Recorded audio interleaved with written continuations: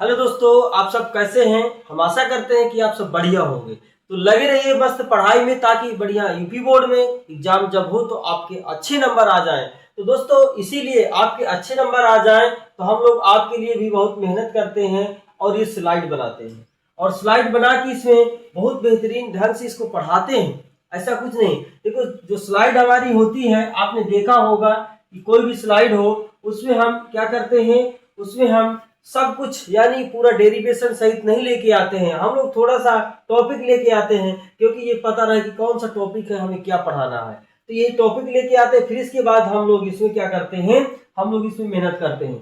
तो हम लोग का क्या होता है, फैराडे के जो विद्युत अपघटन के संबंधी नियम है, तो हमने बता दिया था आपको पिछले लेक्चर में कि माइकल फैराडे ने 1833 में विद्युत अपघटन संबंधियों जो विद्युत ऊर्जा की मात्रा है और इलेक्ट्रॉनों पर विलीन पदार्थों की मात्रा थी, तो उसमें संबंध स्थापित किया था, जिसे हम लोग फैराडे के नियम से जानते हैं। और फैराडे के नियम कितने होते हैं? फैराडे के नियम 2 होते हैं। तो आइए जानते हैं कि पहला नियम क्या है और दूसरा नियम क्या है। तो आइए समझते हैं। जो फैराडे का हमारे पास पहला नियम है, देखो ध्यान से देखेंगे तो क्या दिख रहा है आपको। फैराडे का पहला नियम,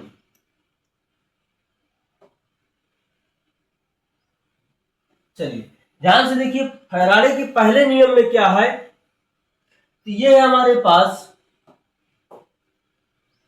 विद्युत अपघटन में किसी इलेक्ट्रॉनों पर विलीन पदार्थों की मात्रा विद्युत अपघटन में विद्युत की मात्रा के समानुपाती होती है। विद्युत की मात्रा के समानुपाती होती है।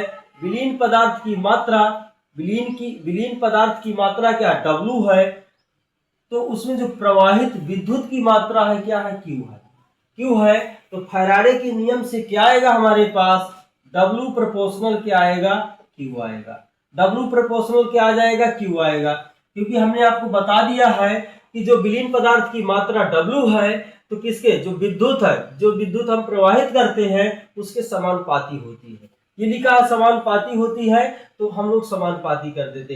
यदि समानुपाती हटता है तो कोई नेतांक आता है, तो हम लोग इसको आगे बढ़ाएंगे तो W बराबर आएगा।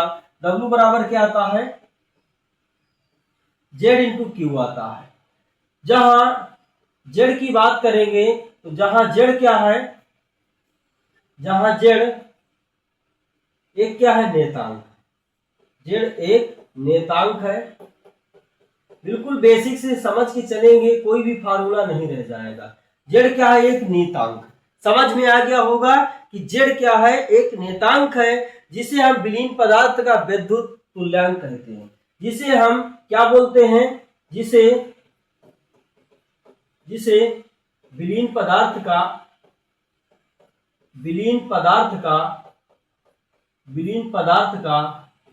रासायनिक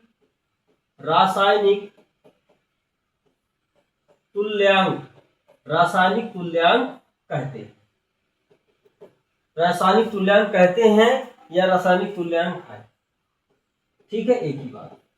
इतना आपको समझ में आ गया होगा कि Z हमारा क्या है। तो यहां से यदि हम देख लो दूसरा इसमें हम फार्मूला निकालना चाहेंगे, तो यदि I एम्पियर की धारा t सेकंड में प्रवाहित हो करने से जो पदार्थ की विलीन मात्रा है वो क्या हो जाती है, तो हमें ये पता होगा, हम लोग कक्षा 10 में पढ़े किया है। तो Q बराबर I इंटू टी होता था, क्या Q बराबर I इंटू टी होता था।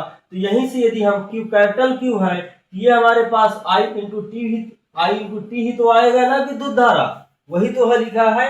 तो हमारे पास W बराबर क्या हो जाएगा, W बराबर Z और क्या हो जाएगा, I इंटू क्या हो जाएगा, T हो जाएगा। I इंटू टी हो जाएगा। यहां से हमें ये भी फार्मूला मिल जाएगा, क्या मिल जाएगा, I इंटू टी मिल जाएगा। तो क्या इतना दोस्तों आप समझ पाए हैं, आप इतना समझ पाए हैं। यदि हमारे पास 1 सेकंड और 1 एम्पियर की धारा हो, यदि हमारे पास I का मान 1 एम्पियर हो और T का मान कितना हो, 1 सेकंड हो, तो हमारे पास विलीन पदार्थ की मात्रा होगी तो क्या होगी, W बराबर दोनों का मान 1 हो जाएगा। तो W और यानी Z दोनों आपस में बराबर हो जाएंगे।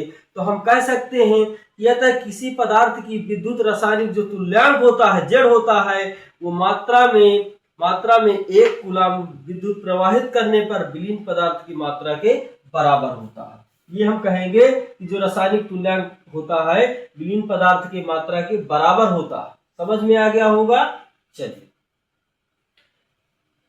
कुछ अब क्या है, आगे जो अगला टॉपिक है हमारा फैराडे का द्वितीय नियम। फैराडे का द्वितीय नियम क्या होता है आइए जानते हैं। फैराडे का द्वितीय नियम क्या होता है, चलिए इसको थोड़ा सा इधर उधर खिसका दो ना, तुरंत खसक जाता है। ठीक है, आइए जानते हैं कि फैराडे का द्वितीय नियम क्या होता है। विद्युत की समान मात्रा भिन्न विद्युत अपघट्टों अलग अलग अपघट्टों में प्रवाहित करने पर इलेक्ट्रॉनों पर निक्षेपित विलीन भिन्न भिन्न पदार्थ की मात्राएं उनकी तुल्यांकी भारों के समानुपाती होती है। देखो कोई भी विलयन हो, ठीक है, उनमें जो विलीन पदार्थ की जो मात्रा है अपघट्टों की मात्रा है तो भाई अलग अलग ही तो होगी। वही तो कहा गया कि भिन्न भिन्न विद्युत अपघट्टों में अलग अलग होती है। तो यानी जो प्रत्येक विलीन पदार्थ की मात्रा है वो तुल्यांकी भारों के समानुपाती होती है।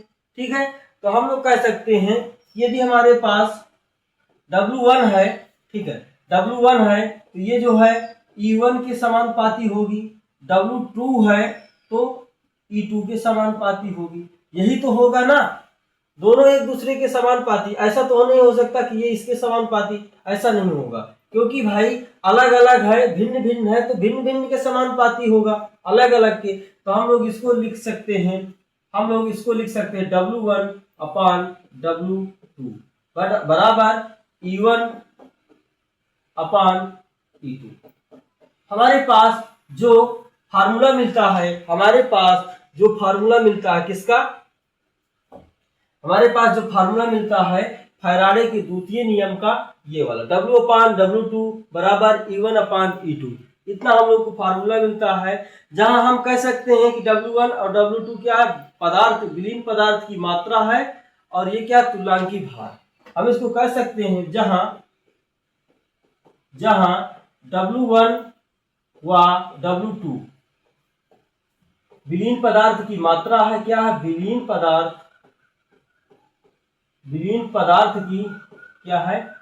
पदार्थ की मात्रा है। ठीक है, और हमारे पास जो E1 व E2 है तो क्या है, तुल्यांकी भार। क्या है, तुल्यांकी भार। ठीक है, इतना आप इसको नोट करके रखेंगे कि ये क्या है। अब जब यदि कभी भी न्यूमेरिकल सॉल्व होगा फैराडे के द्वितीय नियम से, उसमें विलीन पदार्थ की मात्रा का मान दिया होगा। भाई दो मात्राएं है तो एक का दिया होगा या दोनों का दिया होगा। ठीक है, अब इसमें जो है यदि 4 रिलेशन बन रहे हैं तो किसी एक का मान निकालना होगा, 3 का मान दिया होगा। तो आप लोग फैराडे के द्वितीय नियम से इस फार्मूले से आप इसको निकाल पाएंगे। ठीक है, तो हो गया, यहाँ से फैराडे का नियम खत्म होता है। चलिए दोनों नियम हमने पढ़ लिया। अब आगे हमारे पास क्या आता है, देखो ध्यान से समझेंगे तो एक आता है फैराडे नियतांक। इसको भी समझ लेते हैं कि फैराडे नियतांक क्या होता है, आइए जानते हैं। तो ध्यान से यदि देखे होंगे कक्षा 10 में ही कि हमारे पास एक इलेक्ट्रॉन पर आवेश कितना होता था, तो एक इलेक्ट्रॉन पर यदि हमारे पास आवेश की बात की जाए तो 1.6 गुणे 10 की पावर -19 कूलम होता था। क्या होता था, 1.6 गुणे 10 के पावर -19 कूलम होता था। यहाँ पे 19 नहीं लिखा तो आप लिख पाएंगे। ठीक है, इतना होता था। इतनी बात समझ में आ गई आपके। तो अब देखिए, और यदि एक मोल की बात की जाए तो ये हमारे पास होता था 6.023 गुणे 10 की पावर 23 होता था। एक मोल में कितने कण होते थे, 6.023 गुणे 10 की पावर 23, इतने हमारे पास कण होते थे। अब इसके बाद यदि हम फैराडे के मान की बात कहें कि फैराडे नियतांक का मान कितना होता है, तो एक फैराडे बराबर हम लोग आपको पहले से ही बता चुके हैं कि कितना होता है, 96,485 होता है। 96,485 कूलम होता है। एक फैराडे बराबर 96,485 कूलम होता है। ठीक है, यदि हम न्यूमेरिकल की बात करेंगे तो न्यूमेरिकल में ज्यादातर लोग ये इतना यूज करते हैं 96,500 यूज कर लेते हैं, क्योंकि इसका गुणा कराने में किसी संख्या से थोड़ा सा आसान होता है, जबकि एक्यूरेट जो सही है सही हमारा यही होता है 96,485। तो क्या आप समझ पाए हैं कि 96,485 जो आवेश होता है ये जिसे हम लोग क्या बोलते हैं, फैराडे नियतांक कहते हैं। क्या बोलते हैं, फैराडे नियतांक कहते हैं। क्या यहाँ तक आपको क्वेश्चन समझ में आ गया कि फैराडे के नियम क्या है और फैराडे नियतांक क्या है? हमने आज की क्लास में पढ़ लिया कि फैराडे के दोनों नियम क्या है और फैराडे क्या नियतांक कितना मान होता है। चलिए अगली क्लास में जो आपको मिलेगा, क्योंकि हम क्लास यहीं पे खत्म करते हैं, अगली क्लास में आपको मिलेगा विद्युत रासायनिक सेल मिलेगा। और क्या विद्युत रासायनिक सेल के प्रकार होते हैं, पहला और दूसरा, ये दोनों मिलेंगे, क्रिया विधि मिलेगी, सारा सब कुछ आपको ये पढ़ने को मिलेगा। देखिए हम भर भर के स्लाइड आपके लिए बना के लेके आए हैं।